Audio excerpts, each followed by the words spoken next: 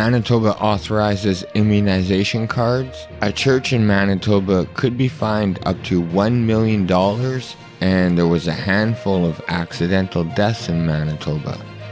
This and more on the Manitoba Freethinker Podcast.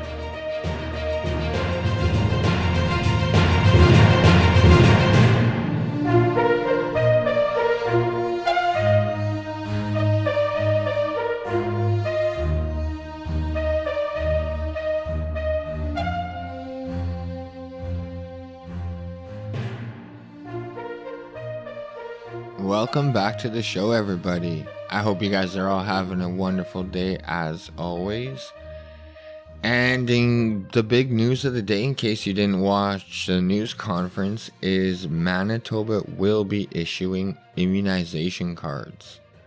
Brian Pallister held a press conference today to announce the arrival of immunization cards, which will be obtainable to Manitobans who have had both doses and have waited 14 days after the second shot. Pallister claimed that this card will enable Manitobans who travel interprovincial to not have to self-isolate for the 14 days upon arrival, and it would allow visitors to go to senior centers and old folks' homes. Pallister claims that these cards are a temporary measure and stressed the fact that he wants to see a higher percentage of Manitobans get the vaccination, both doses. But he did indicate later this week that new restrictions will be unveiled and there will be benefits to those Manitobans who have had both shots. So, after talking about the immunization card, Pallister was asked multiple times if the government was going to allow Manitobans to go to government-controlled facilities with these cards, such as museums or casinos, or attend other large gatherings such as the Winnipeg Goldeyes or the Winnipeg Blue Bombers.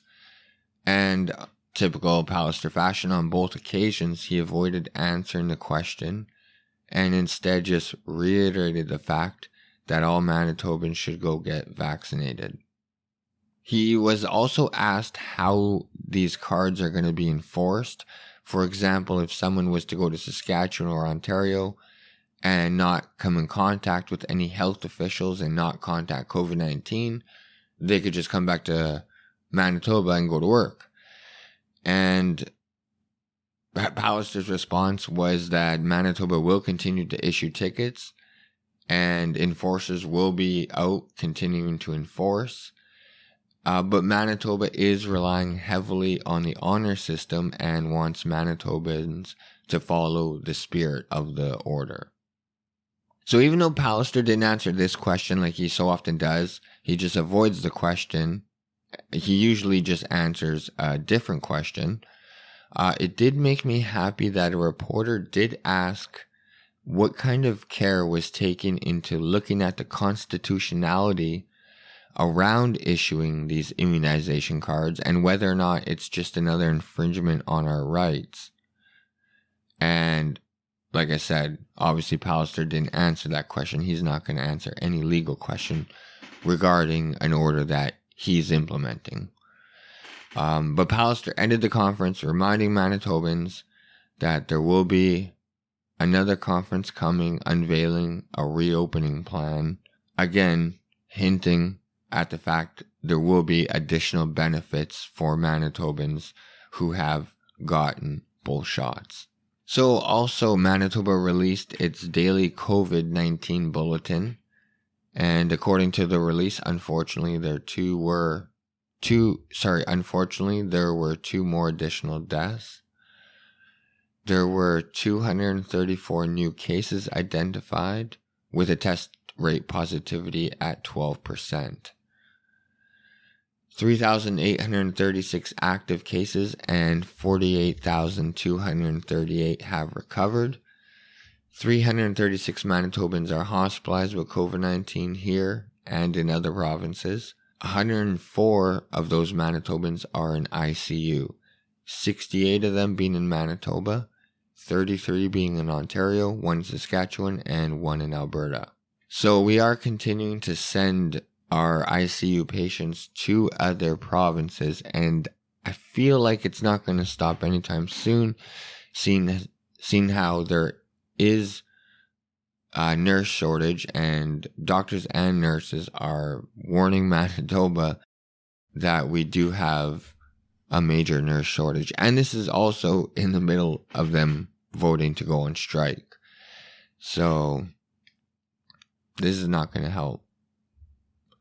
But with the with the daily COVID-19 update, they also released the weekly enforcement update. And at least it wasn't as bad as it was last week. There were a total of 219 warnings and 131 tickets were issued for the week of May 31st to June 6th. So if you guys remember last week, there were 167 tickets. So it's come down a little bit. But 124 of those tickets were for $1,296. 5 of the tickets were for $298. And 1 was for $5,000 to a business. That brings the total for the week to $167,000, and it brings the total amount fines issued since April 2020 to just over $2.4 million. Now, what gets me the most is the fact that they admit that they're going to continue and focus their efforts on Manitobans gathering in private residence and outdoors. And they also note that 116 of the 124 tickets issued to individuals were in relation to just that. They also claim that they are continuing to investigate several large gatherings and rallies and expect additional charges. So the other big thing about the enforcement update is enforcement officials have sworn in information under the legislation to the Church of God Restoration in the RM of Hanover. And the court will decide the amount of the fine, which could go as high as $1 million. So this is, in case you're not aware, because they repeatedly go against the health orders and continue to hold church services, which they have my 100% respect and support. But just so you Manitobans know that when they say they've sworn an information is the formal criminal charge which begins a criminal proceedings in the courts. In Canada, charges under the criminal code are either by summary process or by indictment, and both these types of charges will begin with an information. So, an information must be sworn by the informant, who is normally a peace officer. The informant then must lay the information before a justice of the peace. The information must contain an allegation that an offense has been committed within the territorial jurisdiction of the justice of the peace. The justice of the peace is then required to review the information and determine if process should issue under the criminal code for the arrest of the individual. If the matter is a summary matter, the information is then laid before the court within jurisdiction to hear the charges, usually the provincial court, and the matter will proceed directly to trial. In indictable matters, the information is laid before a judge of the provincial court for the purpose of a preliminary inquiry, which is a hearing to determine if the Crown prosecutor has demonstrated that there's enough evidence to support the charges in the information. If the preliminary inquiry judge rules that the Crown prosecutor has satisfied this standard, the court commits the accused to stand trial. The Crown prosecutor then files an indictment, which is the formal charges to begin the trial, normally in the Superior Trial Court. Okay, so there you go. The term, just so you know, the term information is also used for other purposes in the criminal code, such as applications to obtain a search warrant. A peace officer who is seeking a search warrant must file a sworn information before a justice of the peace, outlining the reasons in support of a search warrant. So, not only is that happening with the Church of God, the pastor of that church, Pastor Tobias Tyson, who has also been fined numerous times under the ongoing health restrictions, has a warrant out for his arrest. So, and in a move that I have mad respect for, he said that he was going to make it hard for the RCMP and he was not going to turn himself into police. He did report last Sunday they did have an uninterrupted service, at least uninterrupted by police. He claims that his church was caught up in a power outage over the weekend. But other than that, he said his service went uninterrupted by police.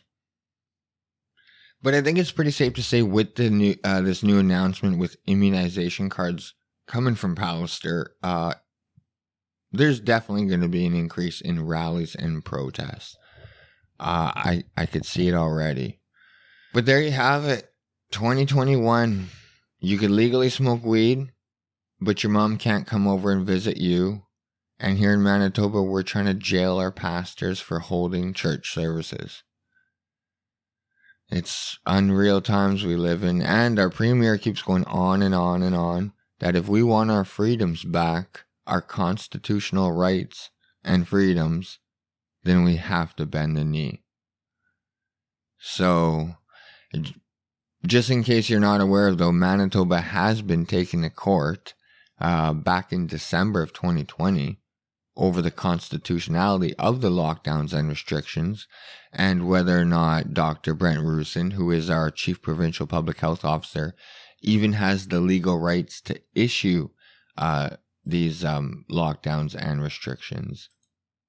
So the JCCF, which stands for the Justice Center for Constitutional Freedoms, is representing the Gateway Bible Baptist Church, Pembina Valley Baptist Church, Redeeming Grace Bible Church, Grace Covenant Church, Slavic Baptist Church, Christian Church of Morden, Bible Baptist Church, Thomas Rempel, and Tobias Tyson, who is the pastor, obviously, of the Church of Restoration of God. So back in December of 2020, this was filed.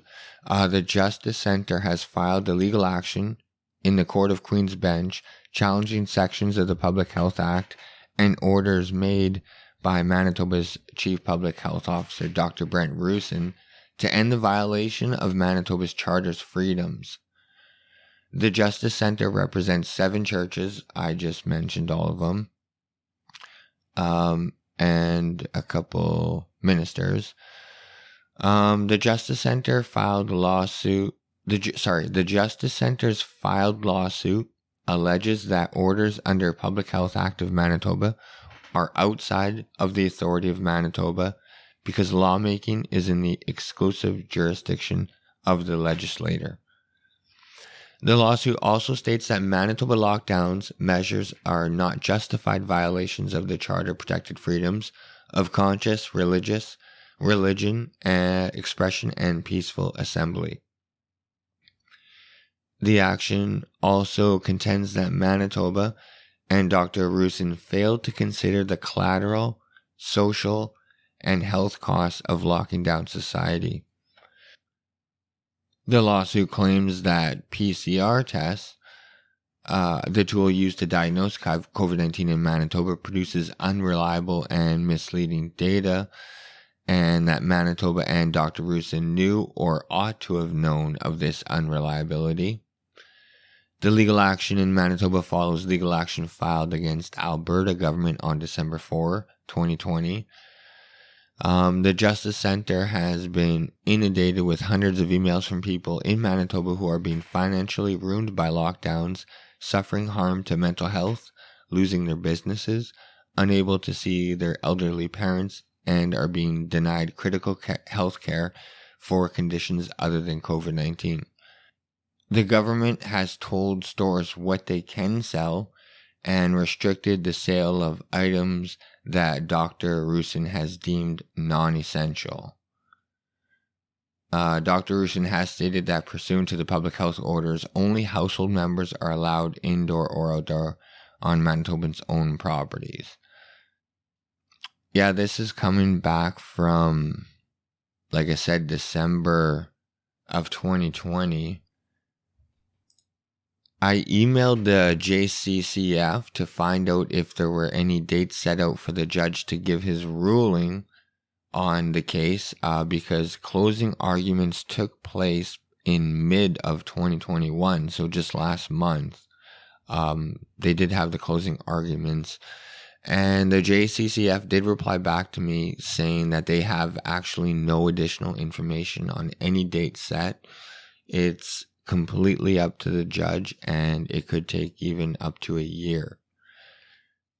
Even though there is all this talk about the constitutionality and how much legal rights Dr. Rusin has, we're not going to get an answer, I'm assuming, until all of this is done and over with.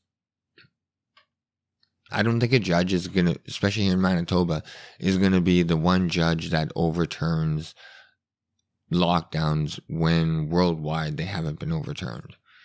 So I'm not going to hold my breath for that. And then it makes you wonder, like, what is even our constitutional freedoms, rights and freedoms? What does it mean if they're not even upheld in court? So it just makes me wonder. For the time being, I just live my life. I don't attend any rallies, but I also definitely don't stay locked down. And I have friends and family over all the time. Okay, as I take a look at other news coming out of Manitoba today, it seems like the curse of three. Manitoba RCMP investigating 3 separate collisions that left 3 people dead. And on top of it, 3 people drowned in Manitoba waterways on Friday. So it has not been a good weekend for some Manitobans out there. From CTV News, the Manitoba RCMP officers are investigating 3 separate collisions that took place in a span of 3 days that left 3 people dead. The first collision took place around 9:15 on June 3rd in Grand Marais. Mounties received a report of an off-road vehicle collision on June 5th.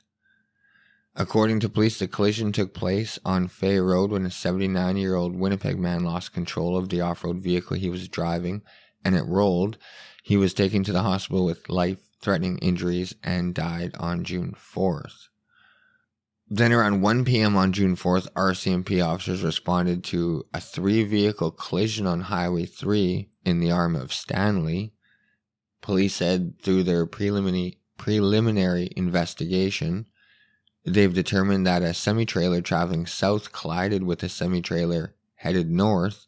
Mountie said the collision caused the northbound vehicle to collide with an SUV. The northbound semi-trailer and SUV went into a ditch and caught fire. A 65-year-old Winnipeg man who was driving the SUV was pronounced dead at the scene. His passenger, a 63-year-old Winnipeg woman, was taken to the hospital with non-life-threatening injuries. A 40-year-old man from Carman who was driving a northbound semi-trailer sustained minor injuries, and the 53-year-old Winnipeg man who was driving the southbound trailer was not hurt. RCMP officers and the criminal collision investigation team and a forensics reconstructionist are investigating the crash.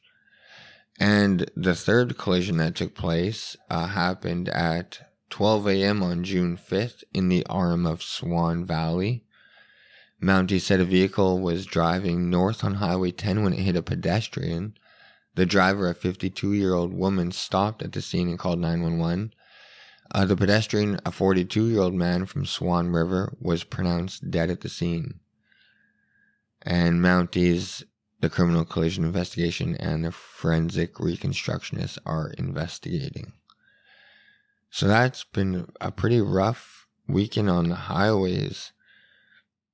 speaking of that, MPI funds speed enforcement program on rural roads. There has apparently been an increase, a 51% increase in speed-related serious driving offenses, MPI claims, in the first 5 months of 2021. So because of all these speeding tickets and all these there's been a lot of crashes recently. But MPI is going to the funding from MPI will allow 8 rural police agencies to conduct dedicated enforcement campaigns aimed primarily at speeding motorists this month and continuing into fall. Their participating agencies are Morden, Altona, Rivers, Winkler, Springfield, St. Anne, Manitoba First Nations Police, and Arm of Cornwallis. So they will also be enforcing other provincial offenses like non-seatbelt use, impaired driving, distracted driving, driving without insurance, and driving while disqualified or suspended. So there you go. Police are going to be enforcing our roadways coming up. And like I said earlier, the other bit of bad news coming in threes are the 3 people, unfortunately, that drowned in Manitoba waterways on Friday. This from CBC News. There were 3 drownings in Manitoba on Friday. A teenager went under while swimming in Lake Manitoba. A man out with his family slipped and fell into the Whitemouth River, and another man didn't make it back to shore from a swim in Reynolds Pond. RCMP said in 3 separate news releases. RCMP were called to Lake Manitoba near the Portage diversion around 7:10 p.m. Friday after a 17-year-old went under while swimming. Police believe he was swimming with friends and he'd entered the water from Delta Beach. He slipped off a sandbar into deeper water, was pulled east by the current, and went under. The teen's friend got him to shore, and a bystander did CPR until paramedics arrived. When police arrived, the teen was unconscious and was pronounced dead at the scene. And in another drowning, a 39-year-old man from Winnipeg was with his family when he slipped on the rocks and fell into the Whitemouth River in eastern Manitoba, RCMP said. Mounties were called to the river at the Elma Bridge crossing about 90 km east of Winnipeg at about 3:30 p.m. People tried to get the man out of the water when he fell, but a bystander launched a canoe and then eventually got him to shore. When the police arrived, CPR was being done on the man, but he was also pronounced dead at the scene. And the third drowning came from a 24-year-old man who was swimming with 2 friends at Reynolds Pond near Richard, Manitoba. He went under, never resurfaced after he tried to swim out to an island. RCMP were called around 7 p.m. and were told that the man was swimming with 2 friends and tried to swim to a small island about 100 yards from the shore, but turned back. He went under the water on his way back and never resurfaced. Boaters who were in the area began searching and police joined them, but the man wasn't found. The next day, the RCMP underwater recovery team went looking for the 24-year-old man with an underwater remote operated vehicle, and the man was found dead. The Canadian Red Cross says people should be aware of the risks when they swim or boat in Manitoba. Often we know or we are slightly familiar with the area, but we aren't truly informed of the hazards. Those can be hidden below the surface of the water, whether it's current, temperatures, debris. It's really important to take the time to look into what you're dealing with, said Lynn Kolba, the Red Cross's swimming and water safety representative for Manitoba, Northern Ontario, and Nunavut. Sometimes people downplay those risks in the prairie, she said. People associate currents with the ocean and riptides, and we sometimes forget that we have serious undertows in Manitoba, not just in rivers and streams and creeks, but in our lakes, Kolba said. Other times people downplay the risk because they feel they're strong swimmers. Drowning does not discriminate. So that's a whole bunch of bad news coming out of Manitoba. And to end off the show with more bad news, why not? Montreal Canadiens sweep the Winnipeg Jets 3-2 in overtime to move on to round 3. So that's right, Manitoba. On top of all the bad news, on top of all the restrictions, on top of the lockdowns, on top of the immunization cards being issued to Manitoba now, the Winnipeg Jets got eliminated. So now what? Now we have to wait for the CFL. But other than that, Manitoba, I think that's going to do it for me today. If you enjoyed the show, please like, share, subscribe, do all that good stuff that helps the show. If you didn't like the show, then send it to someone that you don't like and I'll bug them for a half hour. Other than that, thank you very much, and I'll check you guys tomorrow.